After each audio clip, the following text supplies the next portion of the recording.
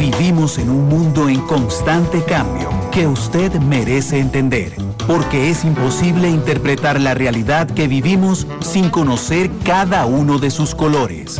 Porque muchos son los tonos de la actualidad. Presentamos Matices. Una producción de Noticias Monumental.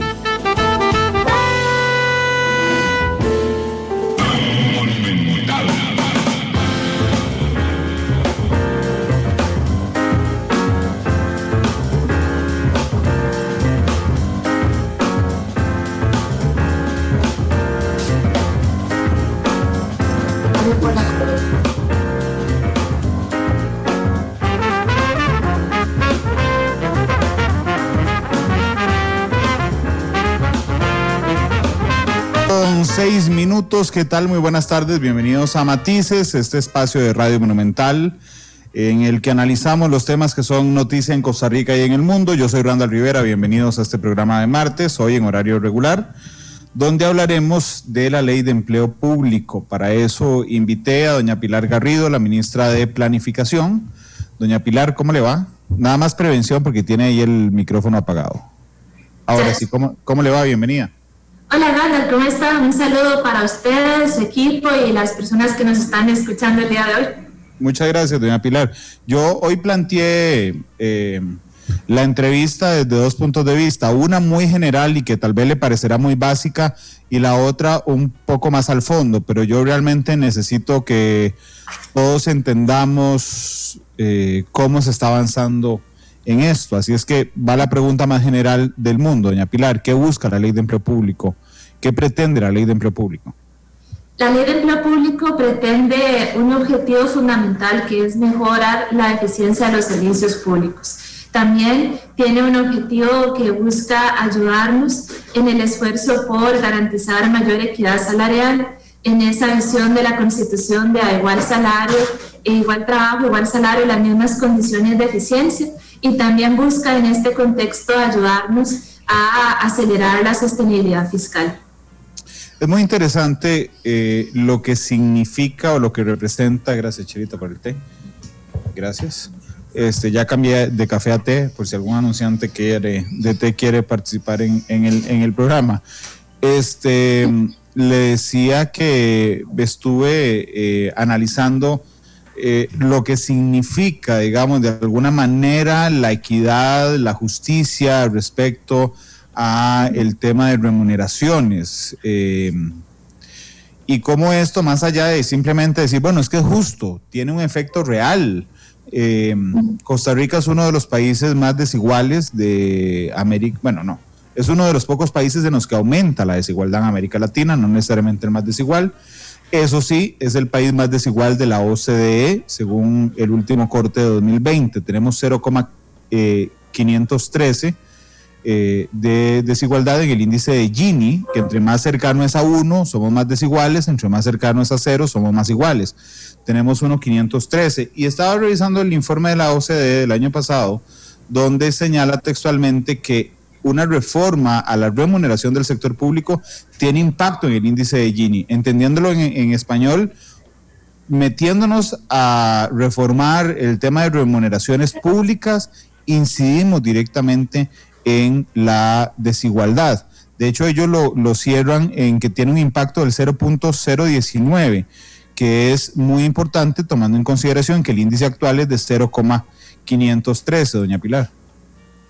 Sí, esa es una de las tesis que también ha reiterado la OCDE a nuestro juicio cuando hicimos las simulaciones en términos de la aplicación del salario global para las personas servidoras públicas del conjunto del sector público. También corrimos la curva de Lorenz, que es lo que nos determina si estaríamos más cerca o no de la igualdad, y pues ahí también había un impacto importante y un impacto positivo en garantizar de que haya mayor igualdad y mayor equidad entre las remuneraciones y que eso tenga un correlato para el conjunto del sector del país, del sector público y del país. Permítame antes saludar a la gente que ya nos está haciendo el reporte de sintonía a través del Facebook Live, donde estamos transmitiendo, por supuesto. Miguel Gamboa, que dice buenas tardes, sintonía. Don Cristian Rojas, que nos saluda desde Grecia. Mario Orocú también nos reporta, igual que Sonia María Núñez. Don Carlos Muñoz, que está en Washington, dice que está muy feliz porque ya hoy están a 14 grados.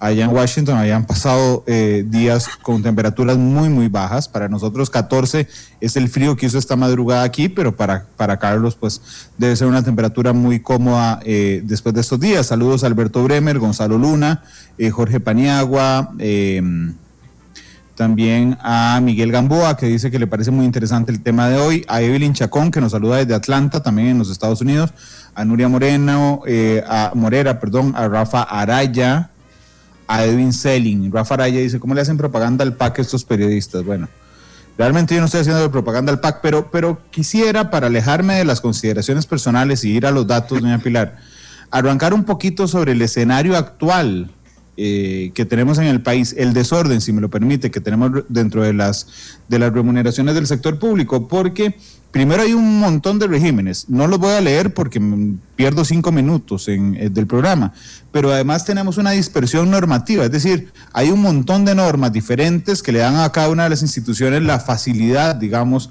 de establecer su régimen salarial. Muestra ello las universidades, por ejemplo. ¿Cuál es el escenario hoy? ¿Qué características tiene ese desorden de las remuneraciones en el sector público? El sistema de gestión del empleo público en general es un sistema muy fragmentado. Hay 14 regímenes distintos de empleo público que se definen sobre la base de la institución a la que uno pertenece y de la fuerza que ha tenido para poder también consolidar y negociar instrumentos colectivos, de negociación colectiva.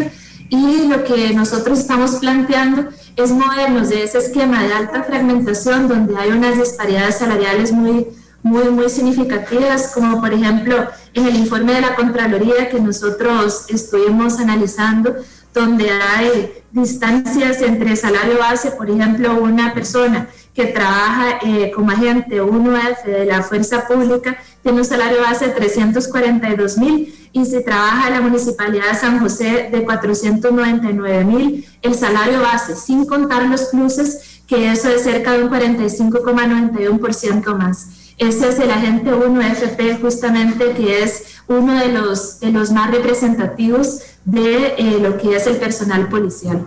Y así muchísimos casos en los cuales para las personas que desempeñan el mismo trabajo hay remuneraciones que varían de 300% entre uno y otro, estando en gobierno central o en una institución autónoma.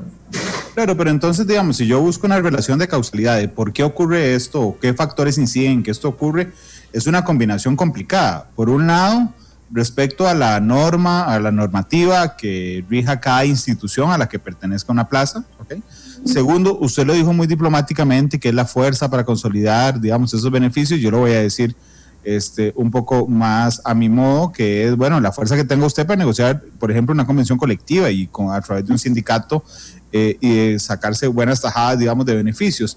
Y por tercero, y quisiera que nos metiéramos en eso un poquito, el modelo salarial que tiene el país en el sector público en términos generales, que es un salario base modesto, realmente en la mayoría de instituciones es muy modesto, adornado, si me lo permite, por pluses para lograr que ese salario sea competitivo.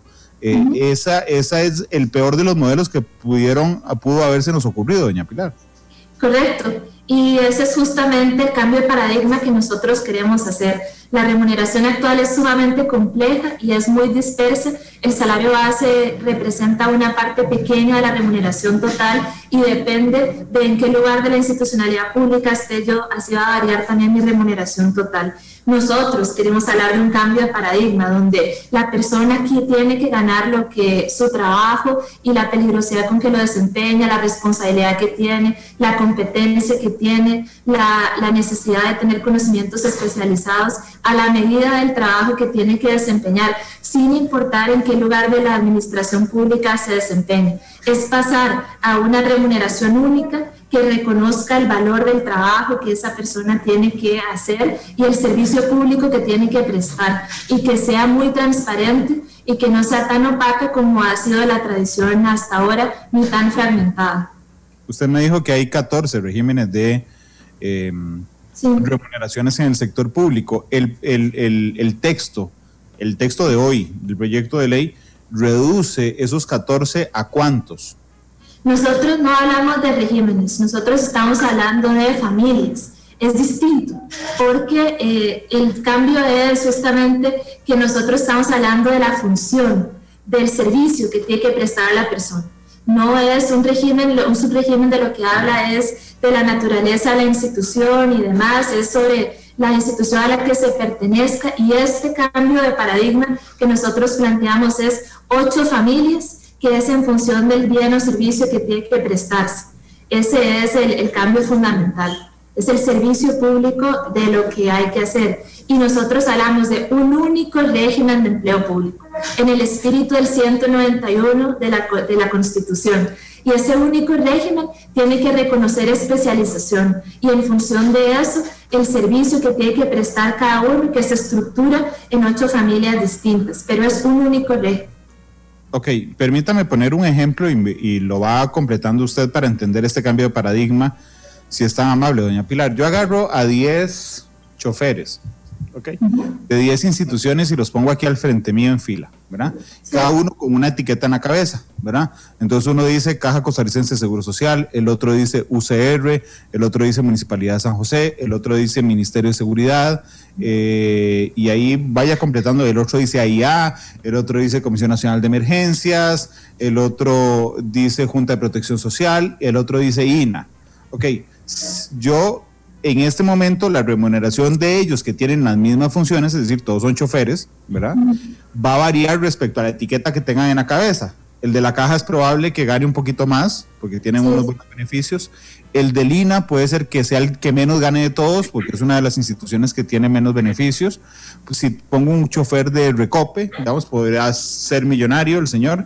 Si pongo una de la UCR, es probable que gane el triple o cuádruple de otro que esté a la par con esa etiqueta. Ok, cuando decimos el cambio de paradigma, en esa función, solo usamos esa función, la de chofer, yo les quito la etiqueta a todos, de dónde trabajan, que esos son los regímenes. Yo les quito la etiqueta en la cabeza de dónde trabajan.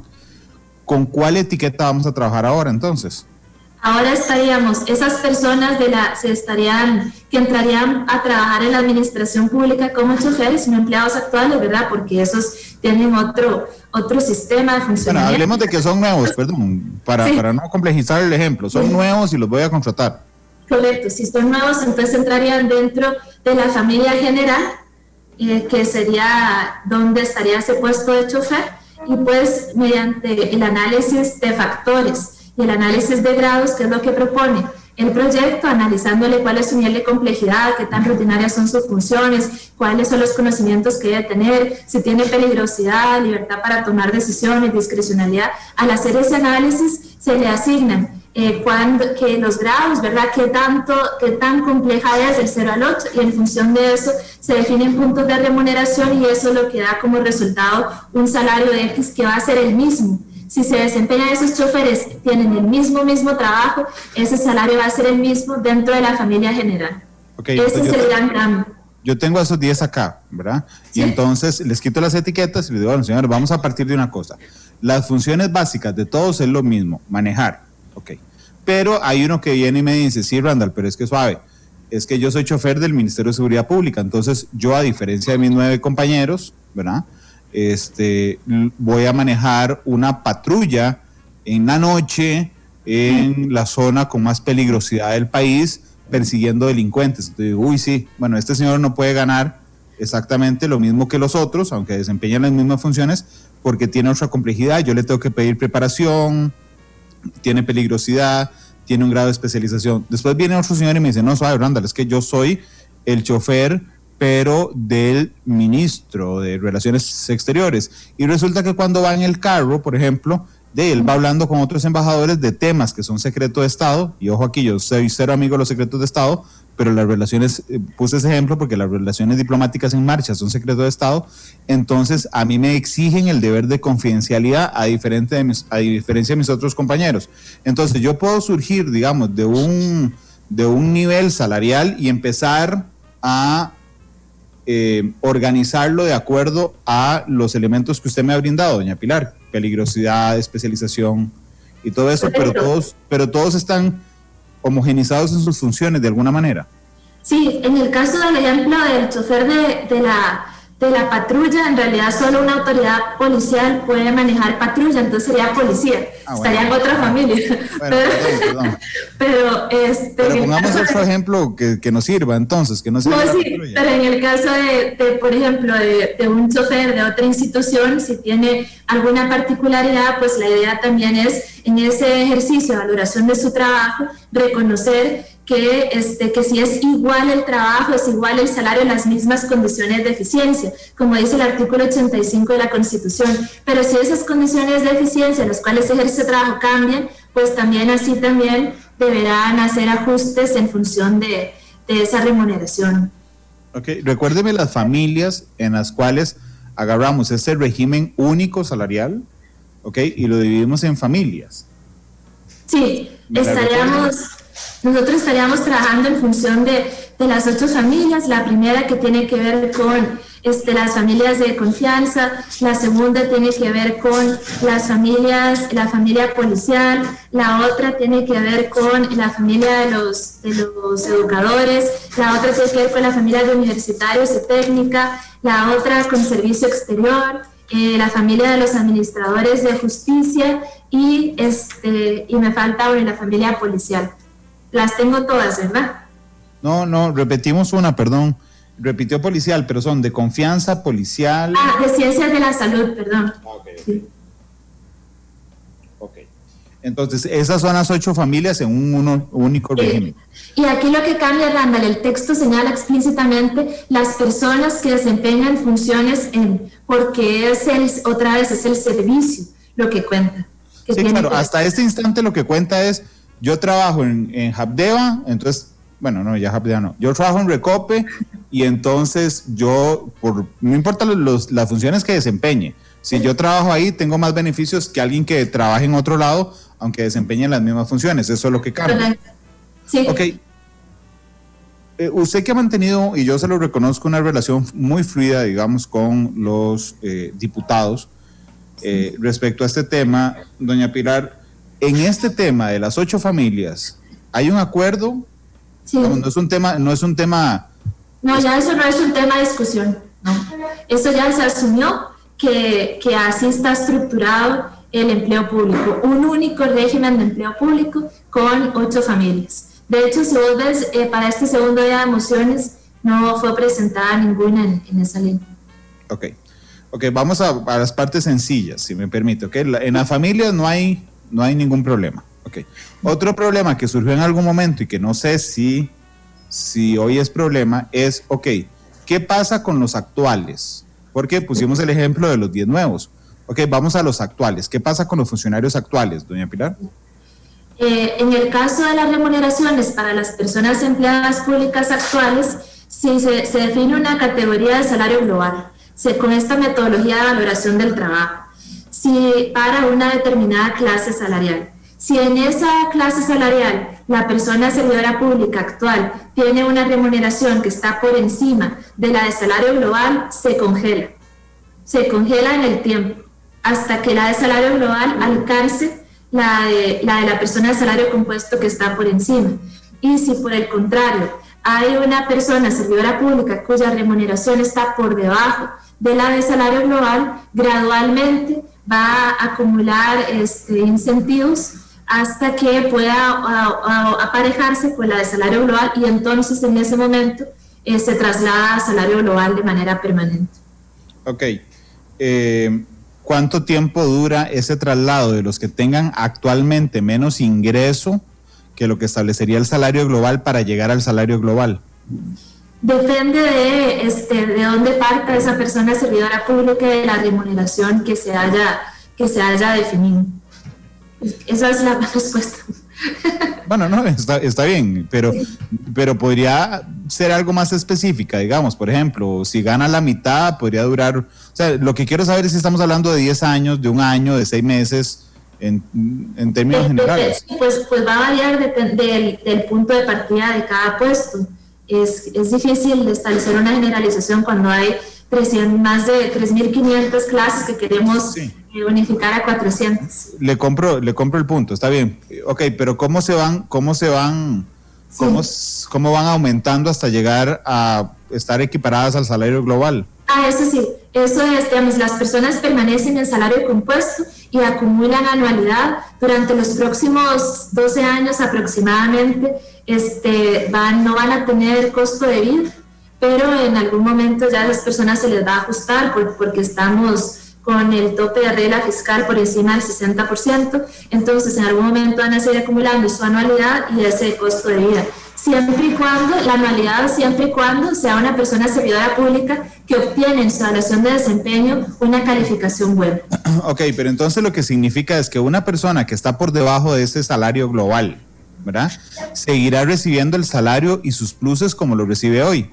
La anualidad en caso de que tenga un buen desempeño, una vez que se descongelen los aumentos, los ajustes por costo de la vida, los recibirá. O sea, no importa en específico, digamos, no hay una unificación de cómo irle subiendo el salario, sino normalmente, inercialmente, como se le sigue subiendo, hasta igualar el tema del salario global.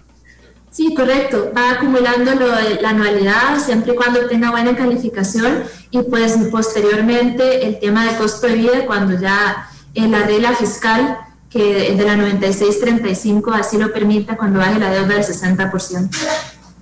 Ustedes han determinado, le pregunto porque debe ser un dato dificilísimo de conseguir, ¿cuántos funcionarios públicos, este tema a cuántos funcionarios impacta? Positiva o negativa, pero ¿a cuántos impacta? A las personas, vos decís las que están por debajo del salario. A todas, digamos, el universo de funcionarios públicos, ¿cuánto es? 285,000 personas. Ok, entonces, la ley de empleo público impacta, no importa cómo, a 285,000 personas, ¿verdad? Correcto. Ok, ahora sí, la división que usted me adivinó. ¿A cuánta gente estaría por encima del salario global de esas 285,000? En nuestras estimaciones, cerca de 22,000 personas. 22,000 personas, es como un 13%, 14%. Si está haciendo el regla. Perdón, sí, son 22,000. No es que se tenga que escuchar un momento. Perdón, lo que le pregunté es si esas 22,000, a puro ojo de buen cubero, más o menos son un 13, 14%. Es 8%. 8. Sí. Ok. Sí, perdón. Yo hice mal el cálculo de ojo de buen cubero. Ok, un 8% y un 92% quedará por debajo de esto. Es correcto, sí. Según nuestras estimaciones, ¿verdad? Una simulación preliminar que hicimos. Pilar, perdón, nada más para dejarlo claro. Según las estimaciones que hicieron, un 8% está encima del salario global. No, está por debajo del salario global. Ok, y un 92%, por lo tanto, está por encima del salario global. O igual al salario global. Puede ser, algunos puestos también pueden estar equiparados porque resulta que en la valoración la remuneración es la justa. Tiene los tres datos descompuestos, digamos. Yo sé que el 8% estará por debajo, entonces, ¿tiene cuántos estarán igual? No, en ese caso no, porque tendríamos que sacarlo. Nada más hicimos el ejercicio de analizar cuántas personas estarían por debajo del salario global potencial. Ok, gracias a Michael y a Harold, que los dos me sacaron el porcentaje 7.7%. Ahí está, sí. Ok, muchas gracias. Entonces, el 92% de las personas que queden por encima del salario global, se congela inmediatamente ese ingreso hasta que el salario global los alcance. Sí, quienes estén por encima del salario global tienen su remuneración congelada hasta que coincida la curva del salario global con la de salario compuesto que está por encima para esa clase salarial. ¿Esto cuánto ahorro representa para el Estado en un año, por ejemplo? 0.6 del Producto Interno Bruto en promedio anual durante 12 años para gobierno central, que es el que incide en el déficit fiscal, y en general 1.25 para el conjunto del sector público. Ok.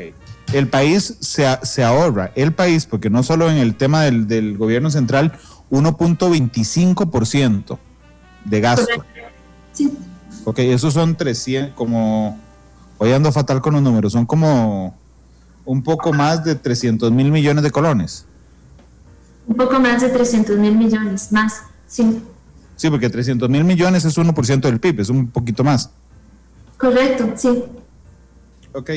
¿Cuán urgente, se lo pregunto en relación con la negociación que hicimos con el Fondo Monetario Internacional, cuánto nos urge hacer eso? Nos urge muchísimo, porque además es parte de las acciones que hemos comprometido como esas medidas estructurales que tienen que ser aprobadas antes de finales de mayo para poder seguir avanzando con el proceso del ajuste y tener los desembolsos. Y además contribuye con la parte del ajuste por regla fiscal y contribuye además con el monto por encima de regla fiscal que está incorporado dentro del componente de gasto. En punto 25 del primer año y posteriormente en ese punto 6. Perdón, ¿es punto 25 o 1,25? No, 1,25 para todo el sector público, promedio anual. Doña Pilar, en este tema de qué pasa con los funcionarios que quedan por abajo, ese 8%, ya hay un acuerdo, es un tema espinoso todavía, porque había algunas personas que decían, no, esa gente hay que subírselo de una vez, de un solo golpe. ¿Ya hay un acuerdo, por lo menos mayoritario? Y bueno, la votación que ocurrió en ese primer día de mociones estaba orientada hacia ese traslado gradual, y en este segundo día hay un consenso mayoritario de preservar ese acuerdo y garantizar que el traslado siga siendo gradual y no presione sobre el gasto corriente ni las finanzas públicas.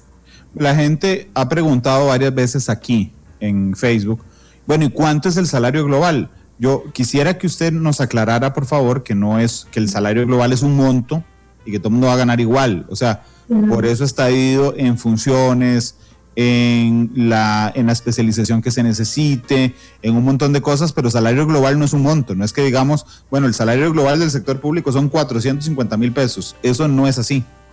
No, lo que hay es un salario global para cada una de las clases salariales del sector público. Eso sí, siempre y cuando desempeñe el mismo trabajo y en las mismas condiciones. Eso sí es lo que existe, pero dependerá de cada clase salarial y en esa metodología de valoración del trabajo, la definición de cuánto es ese salario. Ok, ¿cuántas clases hay? En este momento hay más de 4,000 clases salariales en todo el conjunto del sector público. Ok, ergo hay 4,000 salarios globales. Salarios compuestos hay ahorita. No, sí, perdón, si pasa la legislación, habrá 4,000 salarios globales. No, porque en el esfuerzo de hacer ese precepto constitucional operativo, lo que queremos hacer es identificar cuál es el trabajo que desempeña esa persona y cuál debería ser su remuneración y por ende simplificar y unificar clases salariales. Okay. En los países de la OCDE, el promedio de clases salariales ronda las 350.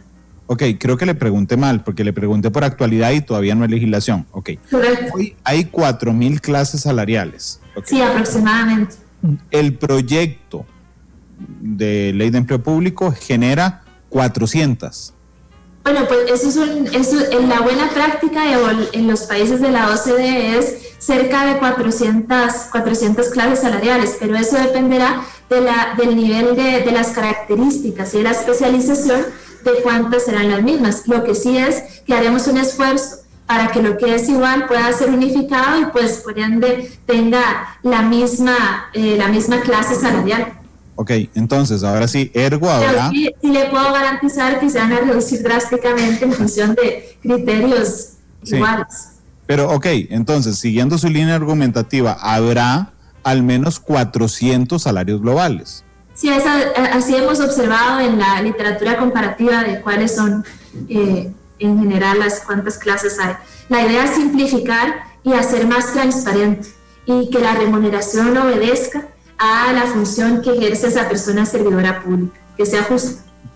Daniel Zúñiga dice, ayúdeme en una cosa. Si sigo el ejemplo de Randall del chofer, okay, ¿cuánto sería el salario global de ese chofer? Yo supongo que no lo tiene especificado, doña Pilar, porque sería imposible. Sí. Pero ¿cómo se fija?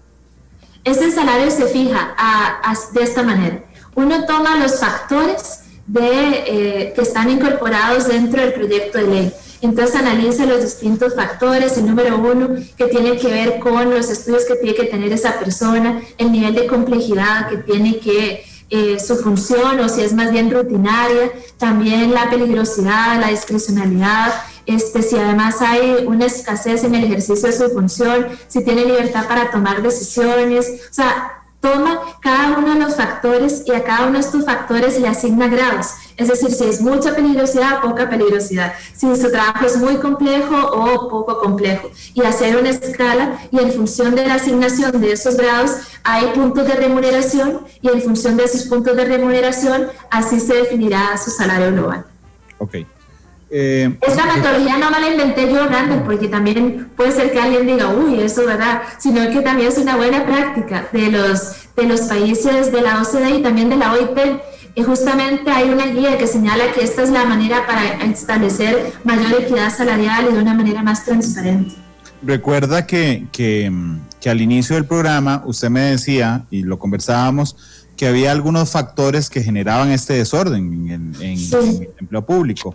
Sí. Uno era la normativa interna de cada institución, que en caso de aprobarse esta legislación, esa queda eliminada, es decir, queda centralizada, digamos, la normativa respecto a esto, desaparecemos el primer riesgo, ¿ok? Sí. Desaparecemos no desaparecemos el otro riesgo, que es la fuerza que usted tenga para negociar. Aquí sí.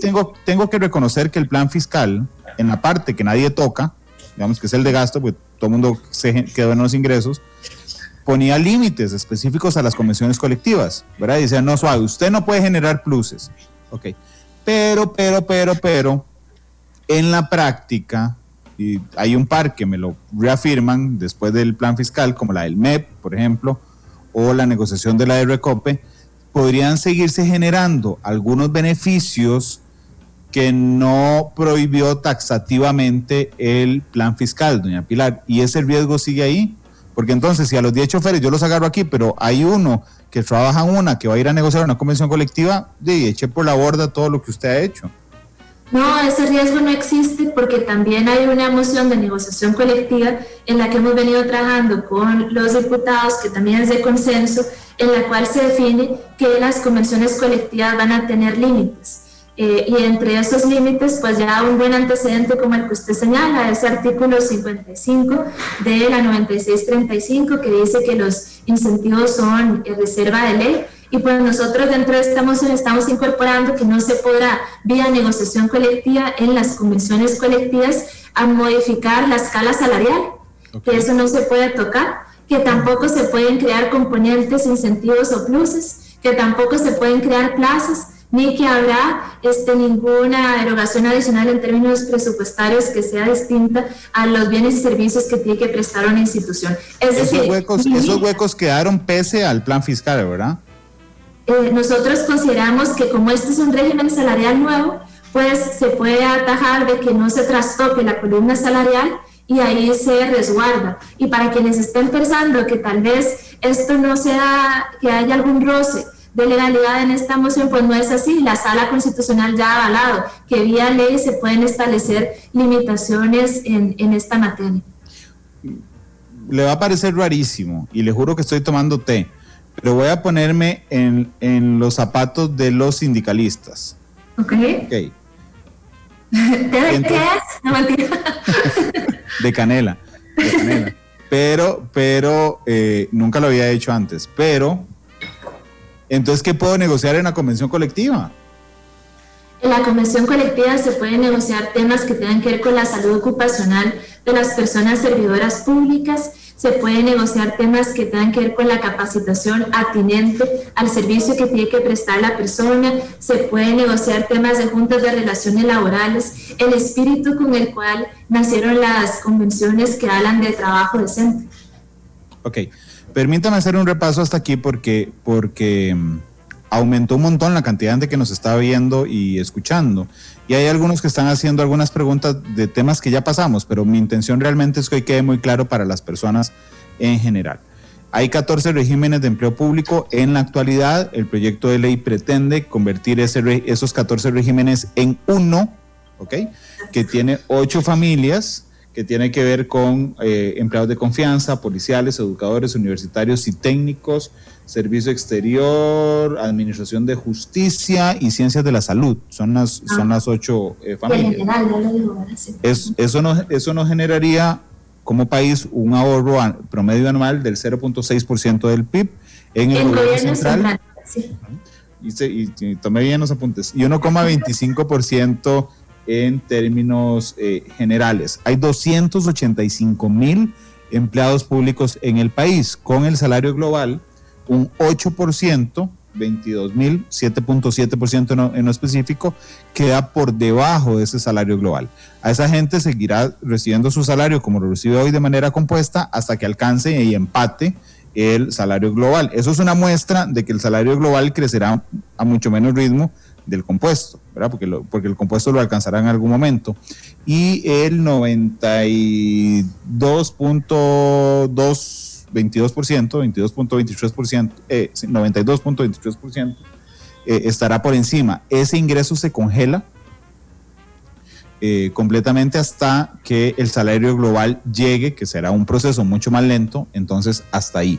Aquí lo digo porque es que alguien acaba de preguntar, ¿y van a liquidar a todos los que estén por encima del salario global? No, se congela el ingreso hasta que el salario global llegue ahí. Yo le preguntaba a doña Pilar por el riesgo de que a través de convenciones colectivas se echara a perder esto. Okay. Ya en el plan fiscal se había estipulado que los incentivos salariales son reserva de ley. Eso en español significa que uno no puede acordar como parte una reestructuración salarial, sino solo se puede hacer a través de un proyecto de ley en la Asamblea Legislativa. Pero doña Pilar nos acaba de incluir más elementos. Por ejemplo, no se pueden crear pluses, no se puede cambiar la estructura salarial y simplemente quedan negociaciones que... Ok, ni plazas, sí, eso es muy importante para el MEP. No se pueden crear plazas, pero se puede negociar, por ejemplo, decir, bueno, es que el patrono se preocupará por mantener absolutamente ventilado el lugar de trabajo donde está tanta gente o algunos de estos factores. Respecto a todo esto, de lo que he hecho el repaso, creo que no me faltó casi nada, hay consenso, ¿verdad? O por lo menos apoyo mayoritario. Correcto. Ok, doña Pilar, su posición, que es la posición de gobierno, es que todos los empleados públicos tienen que estar ahí. ¿Esa es la posición de gobierno? Sí, esa es la posición de gobierno. Todas las personas servidoras públicas en esos tres escenarios que establecimos tienen que estar sujetos a la Ley Marco de Empleo Público. Ok, y entonces voy por cada una de las excepciones, por ejemplo. Tal vez, Randall, hacer una salvedad y que todas las personas servidoras públicas que tengan régimen de empleo público, porque también hay otras instituciones que tienen régimen de empleo privado como bomberos, por ejemplo. Pero bueno, ya es muy complejo, sí. Okay. O correos, pero sí. Ok, pero digamos, vamos a las instituciones sin competencia, por ejemplo. Ajá, correcto, ese es otro ejemplo, que son las empresas públicas y las empresas estatales en competencia. Ahí hay personas que tienen régimen de empleo privado y otras que tienen régimen de empleo público. El día de hoy, en el segundo día de mociones 137, los diputados de la comisión acordaron que se excluyen las empresas públicas estatales de la Ley Marco de Empleo Público y que les cobija lo relativo a convenciones colectivas, con lo que yo estoy de acuerdo. ¿Usted está de acuerdo? Sí. Y yo asumo que su posición es la posición de gobierno, ¿es así? Sí. O sea, el gobierno está de acuerdo en que se excluyan las empresas en competencia de la Ley de Empleo Público. Pues sí, porque le cuento por qué. Las empresas estatales ya están sujetas a la 9635.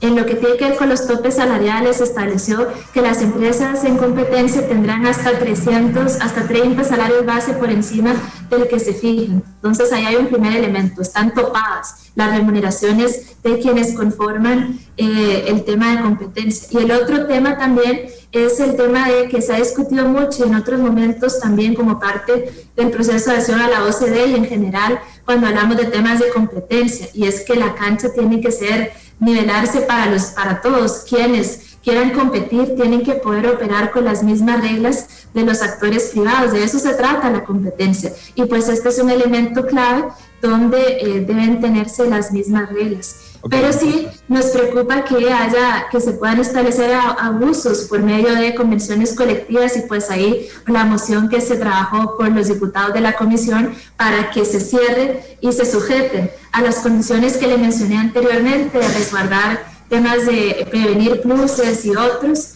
vía convención colectiva, a los cuales también estarían sujetas las empresas públicas en competencia.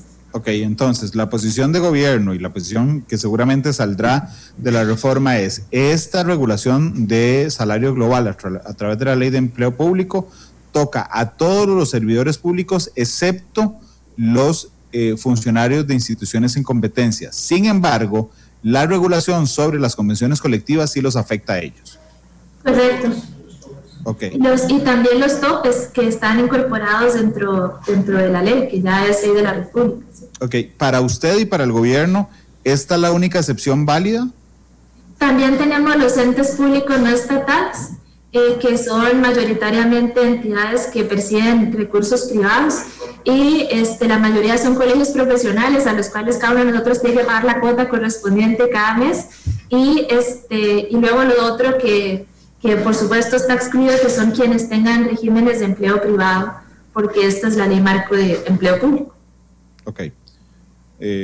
¿Esas son las dos únicas excepciones con las que está de acuerdo el gobierno? Sí, entes públicos no estatales, empleadas en competencia y las personas servidoras públicas que tengan régimen privado. Ok. Las municipalidades, ¿qué dicen ellos? Los gobiernos locales pues enviaron mociones a la comisión, y el criterio de tanto el gobierno compartido por los diputados de la Comisión de Gobierno y Administración es que deben estar sujetas a la ley marco de empleo público. Ok, ellos no quieren, ellos quieren que lo saquen, pero ya está listo, van a estar adentro. En realidad, en el tema de las municipalidades hemos logrado convenir que les aplique la ley marco de empleo público, y pues se han reconocido algunos temas importantes para ellos, como lo relativo a la carrera administrativa para las municipalidades, que consta en el título 5 del Código Municipal como parte del sistema de empleo público, y pues las limitaciones con las cuales se ejerce la rectoría política que da la ley marco, la Ley General de Administración Pública y la propia Constitución. Ok, pero digamos, entonces han logrado vencer la resistencia, en el sentido, no estoy hablando de una película de Star Wars, en el sentido de que ya no existe esa resistencia tan fuerte que tenían antes. Pues yo esperaría que no, y que más bien encuentren valor en algunos de los elementos de los gobiernos locales. Hemos tratado de construir consensos con los diferentes actores, y pues en ese esfuerzo constante estamos ahora. Doña Pilar, ¿ustedes tienen el dato disgregado de manera en que nosotros podamos saber? Por ejemplo, así como me dijo, bueno, el 7.7 del total de funcionarios públicos quedará por debajo. Si yo veo solo el sector de municipalidades para saber cuánto les impacta, ¿puedo saberlo? Nosotros hicimos un cálculo que incorpora a las descentralizadas de manera conjunta. Entonces, habría que desagregar de los que hicimos nosotros, de los descentralizados, los gobiernos locales.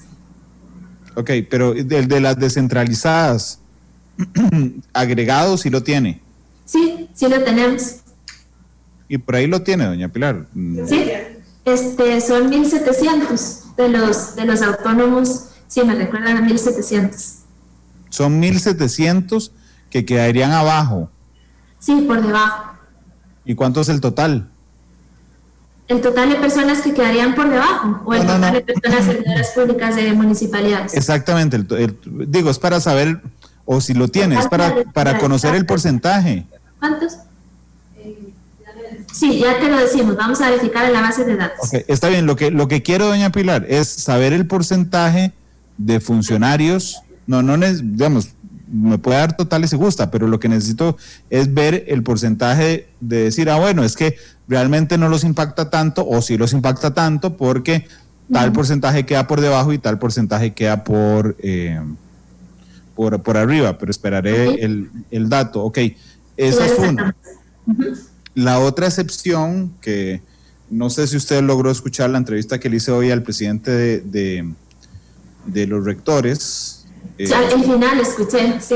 Son las universidades. Las universidades no quieren bajo ninguna circunstancia, estar incluidas en la reforma.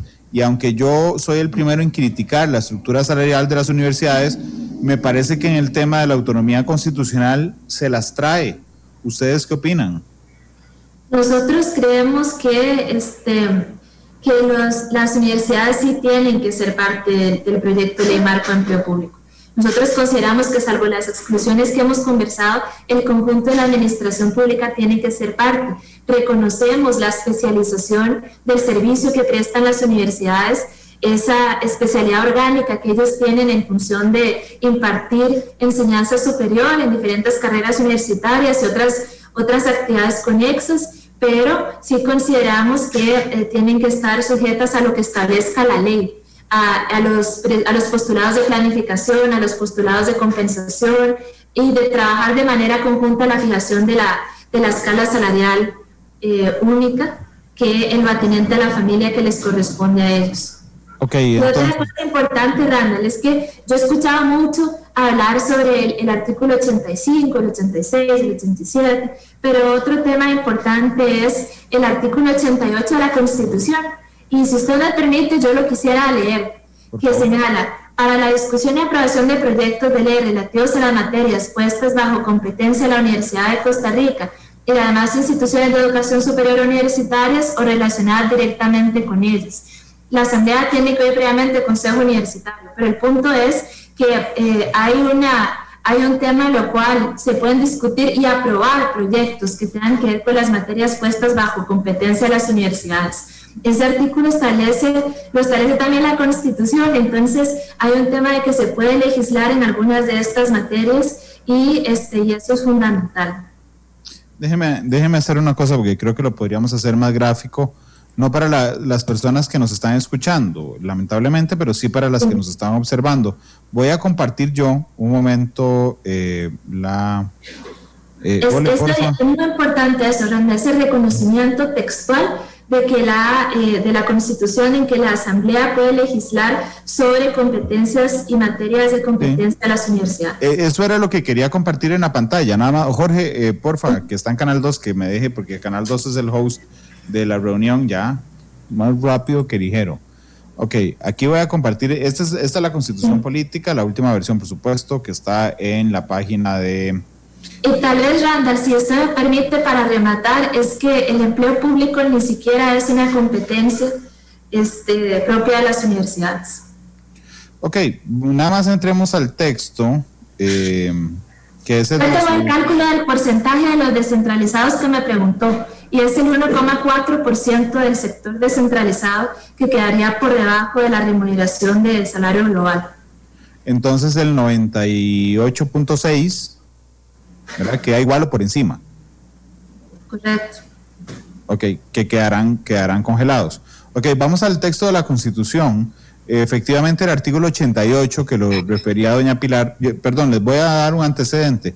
Hoy, cuando entrevisté al presidente de CONARE, don Francisco González, que también es rector de la UNA, más allá de que todos estamos claros de que es un desastre las estructuras salariales de las universidades, y que si no se paran, va a haber en algún momento, por ejemplo, que toda la plata que les pasamos para el FES se va a gastar en salarios y no va a haber para investigación, para becas ni para nada más.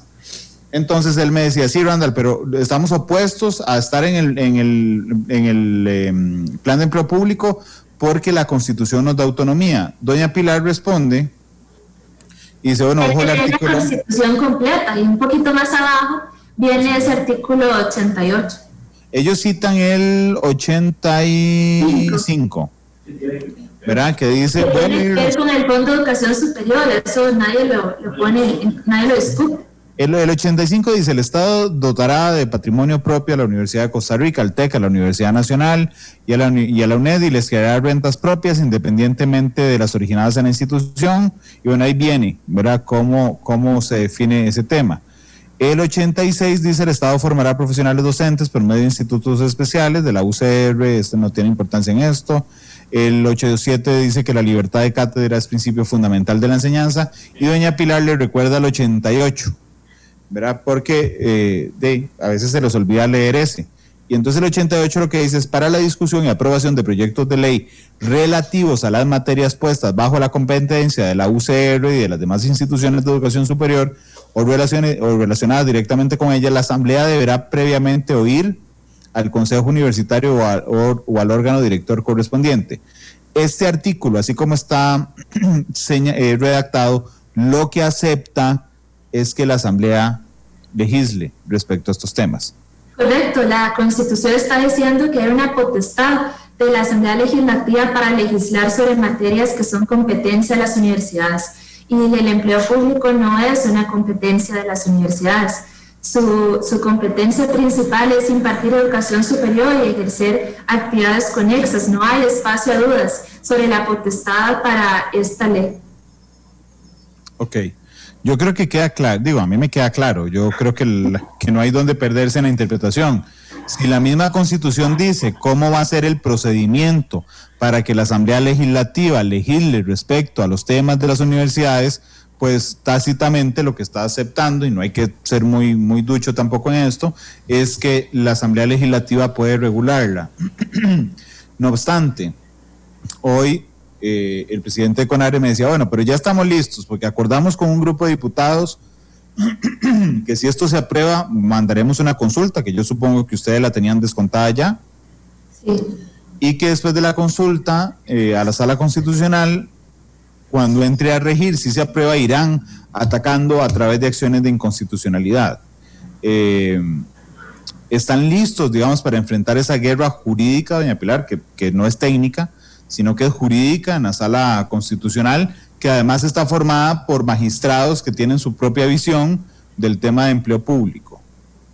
Sí, nosotros, si esa es la instancia a la cual se recurrirá para dirimir este tipo de conflictos sobre la naturaleza constitucional o sobre el bloque de legalidad, pues serán los tribunales donde tenga que hacer, y así lo haremos.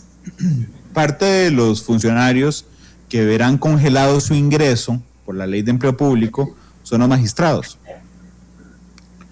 Ok. Le voy a contar una historia breve. Hace unos meses estaba entrevistando a Otto Guevara, el exdiputado, que ha interpuesto una infinidad de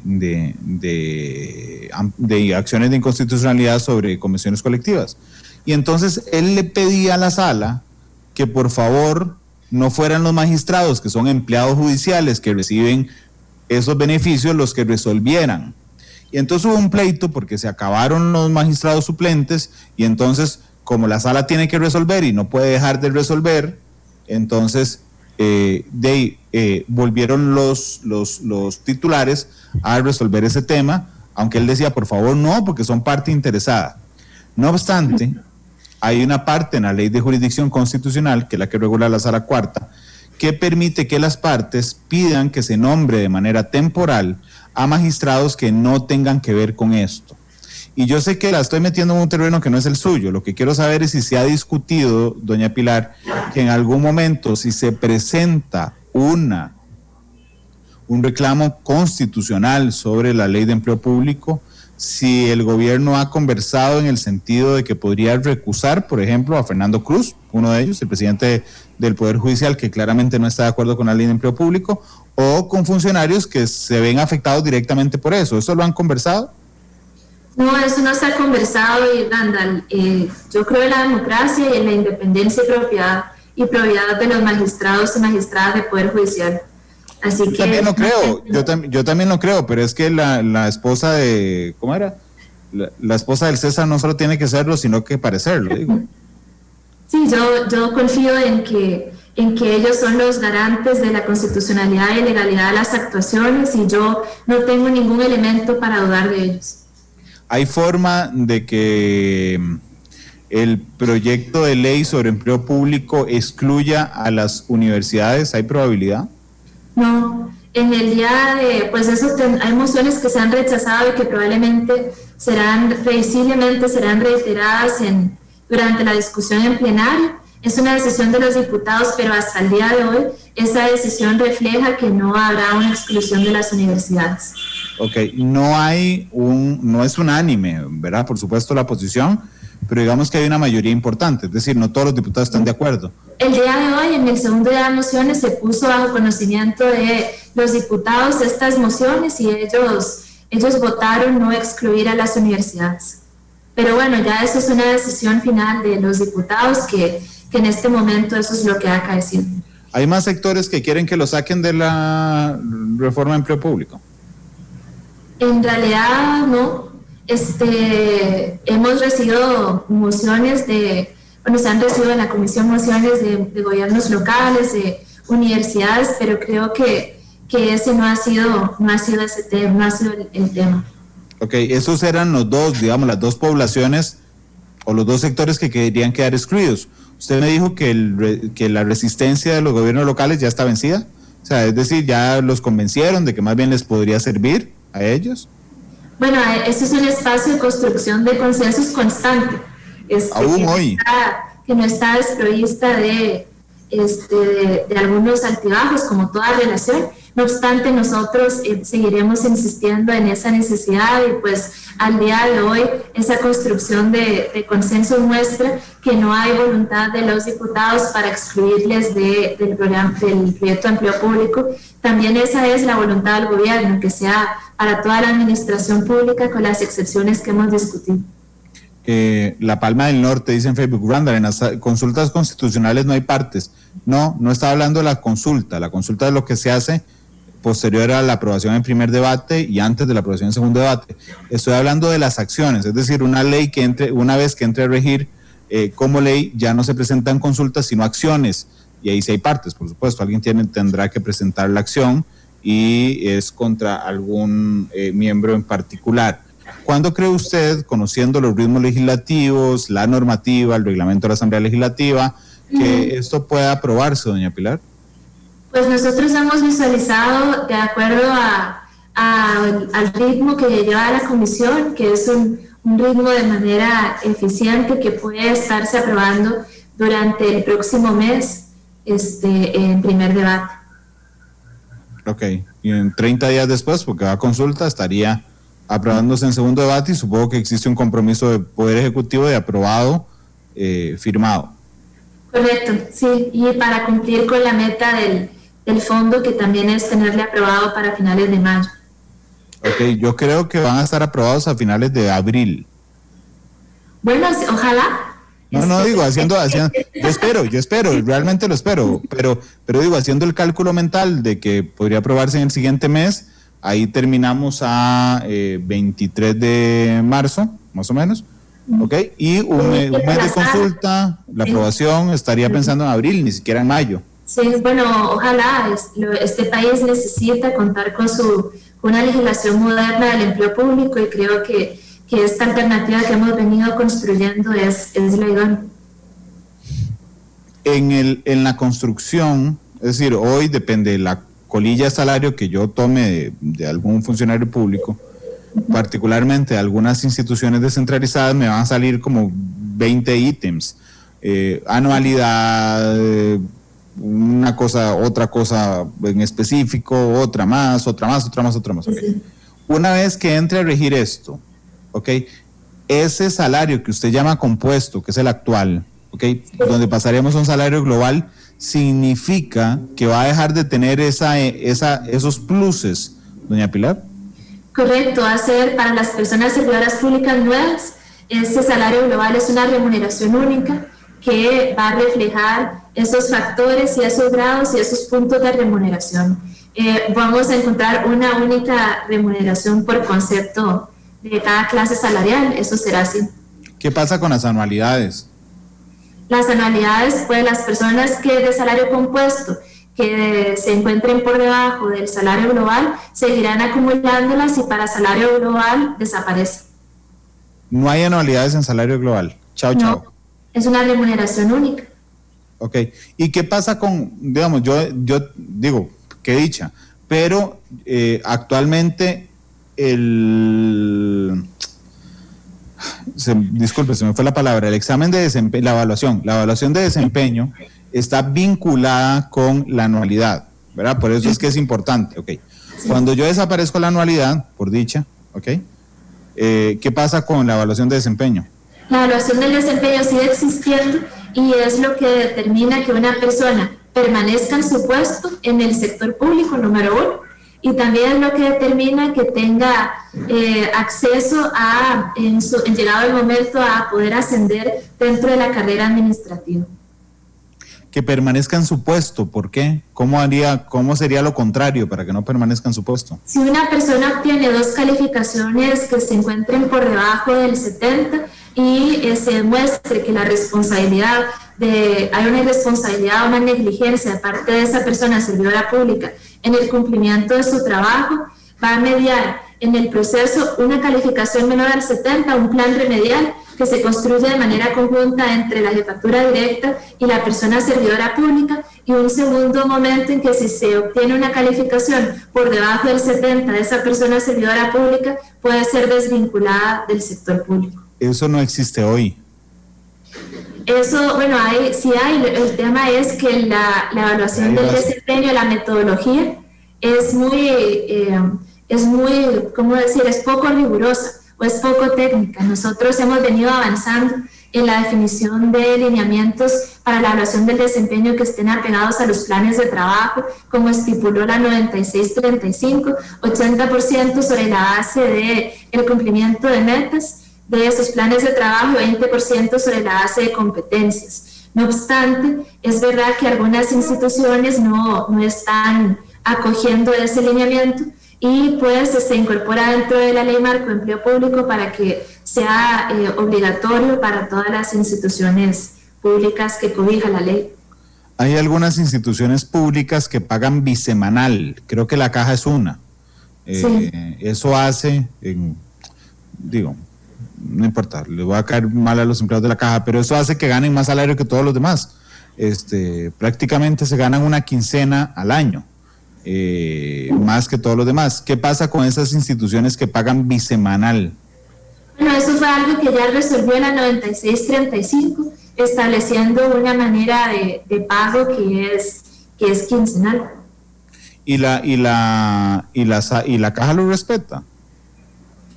Según a nuestro entender, ese tema sí está zanjado. No obstante, hay una moción que se está reiterando en el caso de la comisión, donde se pone bajo análisis nuevamente ese pago para los empleados de la Caja. Y entonces no se está respetando. Digo, no es su tema, no la voy a crucificar por esto, pero si hay una moción para eso, significa que sigue pagándose igual. No, más bien es porque la ley estableció en la 9635 que se tiene que pagar quincenalmente. Desconozco si al final la Caja ya implementó ese tema, pero... No. Aquí hay un par de empleados de la Caja, ahí contando. Dice que no. Pues, pero sí hay una, digamos, la ley estipula eso y pues ahora hay una moción que establece ese pago. Es importante señalar que depende de la metodología, porque, por ejemplo, uno obtiene el salario y lo anualiza y lo distribuye entre la cantidad de pagos que debe hacer. No debe, por ende, significar una quincena adicional o un pago de más. Eso también es importante de analizar. Creo que no lo hacen así. Es decir, yo esperaría... Pues debe ser así. Pero ok, está bien. Son las 3 de la tarde con 3 de la tarde con 8 minutos. ¿Qué ha cambiado? ¿Qué le quitaron? Hace un año más o menos hablamos de esto, tal vez un poquito más. Sí. ¿Qué ha cambiado en el texto o en la intención? Desde ese momento, hace un año al de hoy, ¿se ha cambiado algo sustancial del proyecto que usted dirá, bueno, Randall, no era viable, pero ojalá hubiera tenido tal cosa? Pues quizás el de 2019 bueno, acordate que andamos en esto, mi plan anda en esto, yo ando esto en el 2019 y tratando de avanzar en materia de empleo público. Quizás uno de los un elemento clave que maduramos es justamente que pasamos de los subregímenes a las familias, y eso es un cambio muy significativo, porque entonces ahí sí garantizamos de que sea el servicio lo que predomine. Y ese es un cambio de paradigma que la gente ha conocido. Y otro ajuste, importante fue que incorporamos a las personas servidoras públicas actuales, porque en el texto original estaba únicamente para las personas servidoras públicas nuevas, y ahora están los actuales también. ¿Eso por qué se dio? ¿Se habían equivocado ustedes? No, es porque nosotros lo que visualizamos es que no iba a resolverse de fondo la situación si manteníamos los subregímenes, y que lo que necesitábamos era poder equiparar y resguardar el balance de manera vertical y horizontal en ese único régimen de empleo público, y era necesario avanzar en la simplificación aún más del régimen de empleo público como un todo. Okay, esa fue una revisión de ustedes que dijeron, no, suave, mejor vamos así. Y la otra de los funcionarios actuales. Esa fue una discusión que ahí también hay que darle crédito a don Rubén Hernández, que en su momento él señaló este elemento que los diputados trajeron a la mesa también sobre la necesidad de incorporar a los empleados públicos actuales, y pues fue decisión en conjunto de que esa era la alternativa que debería estar incorporada en el texto. Deberían hacerle caso también a don Rubén Hernández de que las convenciones colectivas no son para el sector público, pero bueno, tiene una interpretación muy interesante, doña Pilar. Yo no sé si usted la ha escuchado, pero cuando uno lee el artículo del acuerdo 98 con la OIT, no pretendo que me lo responda ya, pero si usted ve el artículo 6 del acuerdo 98, que es el derecho de sindicalización, dice textualmente que las convenciones no son para el sector público. Es un pleito jurídico que tiene don Rubén, que yo creo que tiene razón desde hace algunos meses. Son las 3:11. Voy a hacer la pausa, pero antes de hacer la pausa le voy a preguntar algo que tiene que ver con su gestión, pero no necesariamente con la ley de empleo público. ¿Es cierto que vaya embajador a la OCDE y que Otón Solís va a ser el coordinador del equipo económico? No, no es cierto. Eso es algo que me han preguntado de manera reiterada. Yo voy a permanecer en mi puesto hasta que tenga la confianza del presidente. Si fuera el único régimen de empleo público con las 8 familias, yo estaría en la familia de confianza, y pues la naturaleza de este puesto es que uno está al tiempo que así lo decide el presidente. Está bien, pero usted no va a ser embajador en la OCDE. Ya le dije que no, Randall, que yo voy a permanecer en mi cargo. Está bien, pero no se enoje, lo que quiero es la claridad. Digamos, mira cómo me preguntan eso, ya. Supongo que está cansadísima. Sí. Supongo que está cansadísima, por eso es que quiero que no quiero que se enoje, lo que quiero es que su respuesta sea yo entenderla con esa claridad. Por supuesto que usted estará ahí hasta el día que tenga confianza el presidente, pero entonces usted no va a embajador en la OCDE, no, chao. Yo deseo terminar el proyecto de empleo público, deseo terminar mi gestión, y por ahora mis prioridades están aquí, mi trabajo está aquí, y pues no vislumbro ningún cambio en el futuro cercano. Y es cierto, que ya el presidente no quiere que trabaje más aquí. Okay, no, pero es que si el presidente no quiere que trabaje más aquí, tal vez quiera que la veamos en París, eso no va a pasar. No, me refiero a que como todo puesto de confianza, hasta que pide la confianza. Y es cierto, aquí va otra pregunta, ya no tiene que ver directamente con usted, pero la otra parte es cierta, de que don Otón podría sumarse en algún momento al equipo económico en el corto plazo, doña Pilar, que usted lo sabría porque usted es la coordinadora. Sí, no, yo estaré donde el presidente me requiere, pues estoy aquí, y bueno, y tengo muchas responsabilidades: aprobar el proyecto de empleo público, caminar apoyar a Elian con lo del ajuste fiscal. Tenemos una estrategia preciosa que quizás en algún momento podemos conversar, que es de crecimiento potencial, cuáles son las nuevas cadenas de valor que deben gestarse, cómo transformar la matriz productiva. Es todo un planteamiento vinculado con el desarrollo regional, y pues en eso estamos. No, está bien, me quedó claro lo suyo, clarísimo. La pregunta es si usted sabe si van a sumar a don Otón al equipo económico. Esa pregunta yo desconozco. Ok. 3:14, permítame ir a la pausa. Usted siempre tiene buen gusto para escoger la canción de cierre, pero regresamos con unos minutos de más para terminar hablando de este tema. 3:14, vamos a la pausa y volvemos.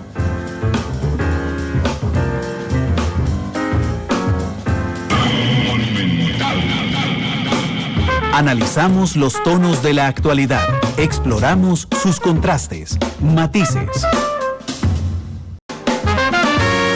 Porque la realidad tiene muchos tonos, matices.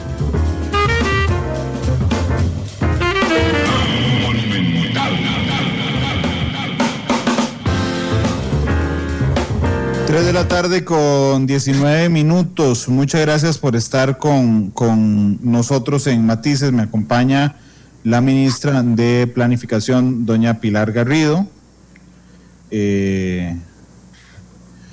Perdón, estaba recibiendo una información internacional que me sorprendió. 3:20. Estamos hablando sobre la Ley de Empleo Público y sobre cómo avanza en la Asamblea Legislativa. Y yo entiendo, doña Pilar, que hay muchas dudas de la gente, particularmente de los empleados públicos, sin meternos en las universidades, ya me voy a meter en eso, pero de los empleados públicos. Y yo quería pedirle respetuosamente que les enviara un mensaje a la gente que tiene dudas y que se opone de una manera intestina a que pase esta reforma.